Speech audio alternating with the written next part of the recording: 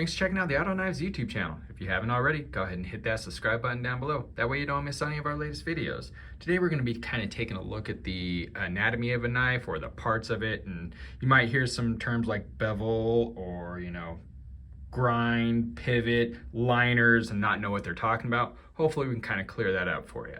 So the first thing I noticed right on this knife is the scales. Now the scales on this one is made out of Paca wood, and because Paca wood is not necessarily super strong, this knife has to have what are called liners. So that's just a couple of pieces of metal between the scales there to give it a little bit more strength so it doesn't break on you if you're using it.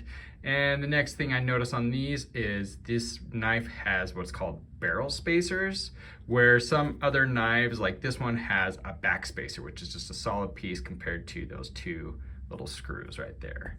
And next up we have the pivot right there, the handle screws. And let's go ahead and fire this, and that pivot is where the blade spins to open up on. We take a look at the blade here, we have the edge and then the bevel. So the bevel is referring to kind of like that shiny silver part on that edge. You can kind of see it there that's reflecting. So when people talk about the bevel, they're talking about that.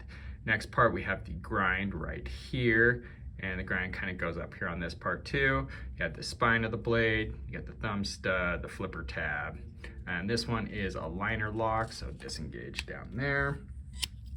And then if we're taking a look back here, we have a place to tie a lanyard on this knife. Not all knives have that option, but that's what that is for.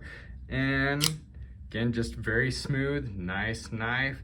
Backside, we got the pocket clip, some more screws on there, another scale on this side, So hopefully that kind of helped clear up some of the knife terms that you might end up hearing if you're watching videos, especially if you're just getting into this. It can be a little bit overwhelming. Thanks for checking out the Auto Knives YouTube channel. Don't forget to hit that like and subscribe.